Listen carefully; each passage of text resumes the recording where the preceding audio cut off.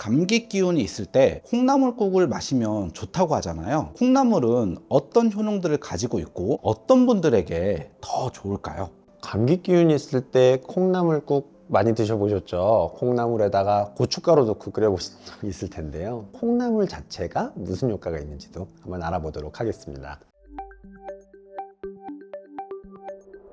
애기들 나물은 다 안 먹어도 콩나물은 대부분은 잘 먹습니다. 녹색빛이 아니고 하얀 빛이 있어가지고 잘 먹는 것일 수도 있는데, 콩나물 특유의 아삭한 식감, 단단하게 씹는 부분들이 있어서 아이들이 잘 먹는 것 같습니다. 기본적으로 풍부한 영양소를 가지고 있는 콩나물은요, 부위에 따라서 다양한 성분을 가지고 있습니다. 콩나물 머리 쪽에는 비타민 B1 성분이 많이 들어있고요, 길쭉한 몸통에는 비타민C가 많이 들어있습니다. 떼서 많이 버리고 있는 콩나물 뿌리 부분에는 아스파라긴산이 들어있습니다. 부위마다 종류가 다르기 때문에 가능하면 전부 섭취하시는 게 좋고요. 처음에 이야기했던 감기에 콩나물국이 좋습니다 라고 하는 거는요, 기본적으로 비타민 아르기닌과 같은 아미노산 때문이라고 할 수 있습니다. 게다가 콩나물이 소화가 잘 되는 편이기 때문에 감기가 이미 걸린 사람들이 소화력이 떨어져 있을 때 보충을 위해서도 나쁘지 않고요. 칼로리도 굉장히 낮은 편입니다. 비타민, 미네랄이 좀 부족한 것 같은데 살이 찌는 건 싫어 하시는 분들이 콩나물을 먹으면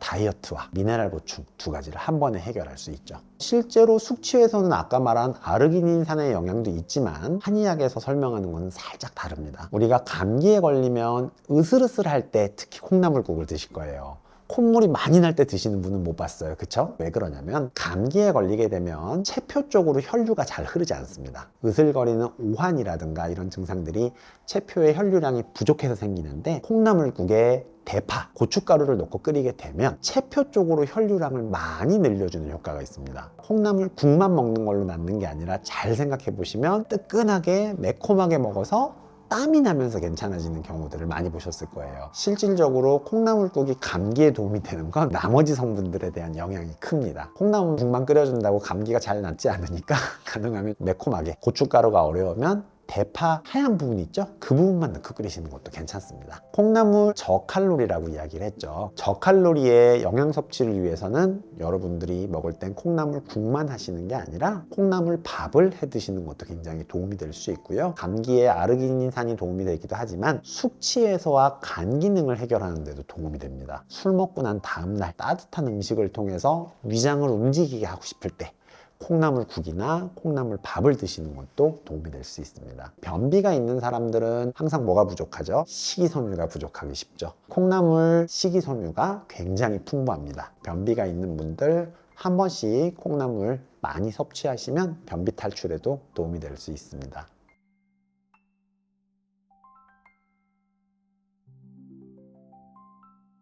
간혹 식감 때문에 콩나물 머리 부분을 떼거나 뿌리 부분을 다듬기도 하는데, 콩나물은 어떤 식으로 먹는 게 가장 좋을까요? 맞아요. 제사 지낼 때 보면 뭘 하냐면 같이 앉아가지고 뿌리를 하나씩 다 떼고 있어요. 그쵸? 뿌리가 보통 보기 예쁘지 않기 때문에 다듬는 거거든요. 저는 사실은 많이 못 봤는데 방금 말씀하신 것처럼 콩나물 머리를 떼는 경우가 있습니다. 머리에도 영양 성분이 많기 때문에 가능하면 안 떼는 게 좋습니다. 콩나물 머리가 뗄 때 어떤 경우에 떼시냐면 녹색일 때 떼시는 경우가 많아요. 녹색일 때 생기는 성분이 있기 때문에 가능하면 너무 안 좋은 부분 빼고는 다 드시는 게 좋습니다. 콩나물이 아까 녹색인 부분이 있다 그랬잖아요, 방금. 왜 녹색이냐면 콩나물 키울 때 잘 보시면 시장 가면 검은 비닐 뜯어가지고 콩나물 팔고 계세요. 그쵸? 사실 원상태로 온 거예요. 약간 화분 같은 바가지 같은 거에다가 콩나물을 키운 다음 위에 검은 비닐을 씌워 놓거든요. 왜 씌우냐면 비닐을 씌워 놓으면 빛을 받지 못해요. 빛을 받지 못하면요, 콩나물이 노란색으로 자랍니다. 빛을 안 봐야 뿌리가 길게 자라고 거칠지 않고 부드러워져요. 어쩌다가 햇빛을 좀 받는 부분들이 있으면 약간 녹색이 된 상태로 나옵니다. 녹색이 된 부분들은 아무래도 노란색보다 조금 더 단단해요, 식감이. 녹색이 되면서 그 특유의 성분이 생기면서 향이 생깁니다. 녹색을 일부러 팔고 있지는 않지만 영양 성분이 더 많기 때문에 녹색이 보이면 떼버리지 마시고 그냥 드셔도 괜찮습니다. 녹색이 됐을 때 장점, 아스파라긴산, 이소플라본, 콩에 들어있는 성분이죠. 콩이 되면서 이소플라본이 늘어난다고 보시면 돼요. 비타민 B2, 비타민 C, 비타민 E가 더 풍부해집니다. 이 녹색 콩나물이 됐을 때 아스파라긴산과 비타민 C는 4배쯤 늘어난다고 합니다. 녹색이 보이면 오히려 나 비타민C에 좋겠는데 라고 해서 드시는 게 좋고요. 그렇다고 일부러 빛을 받고 키우는 수도 있을 수 있지만 전체적으로 거친 식감이 돼요. 나물이나 반찬으로 먹기 굉장히 불편할 수 있으니까 편한 대로 드셔도 괜찮습니다. 콩나물 뿌리는 호불호가 있습니다. 식감이 좋지 않습니다. 씹었을 때 완전히 씹히지가 않기 때문에 꼭 머리카락이 들어있는 느낌처럼 느껴질 수도 있고요. 끝부분은 보통 상하기가 쉽습니다. 상하기가 쉬워서 먹었다가 배 아프거나 그러면 골치 아프기 때문에 떼버리는 경우가 있지만 요새 유통 잘 돼가지고 끝부분이 좀 두껍게 나오는 경우들도 있고 안 상하고 깨끗이 나오는 경우가 있으면 흙이 묻어있는 게 아니기 때문에 같이 요리해서 드시는 것도 괜찮습니다. 뿌리 부분에 술이 깨는 성분이 많이 들어있는 것도 맞지만 이소플라본 성분은 그람당으로는 뿌리에 가장 많이 들어가 있습니다. 해장을 돕는다고 알려진 아스파라긴산, 콩에 좋은 성분인 이소플라본을 섭취하고 싶으면 뿌리를 먹는 게 좋고 인삼 사포닌 성분이 많이 들어있다고 이야기를 합니다. 사포닌이 콩나물 뿌리에도 들어있습니다. 뿌리 섭취하면 여러모로 좋다 기억해 주십시오.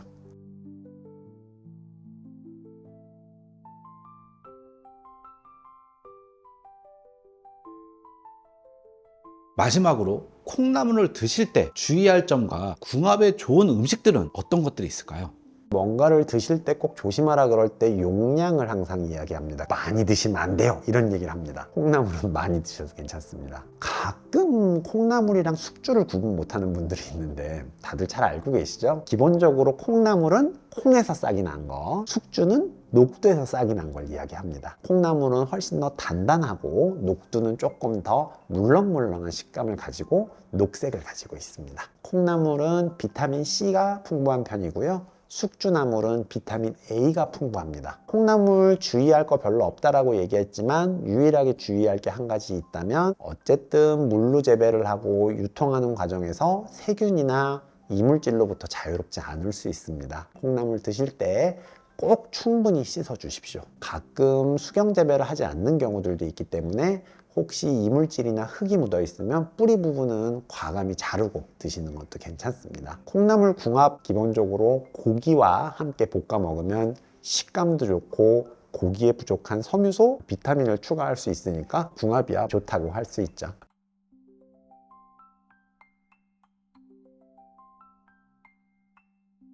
오늘 콩나물에 대해서 이야기해 보았습니다.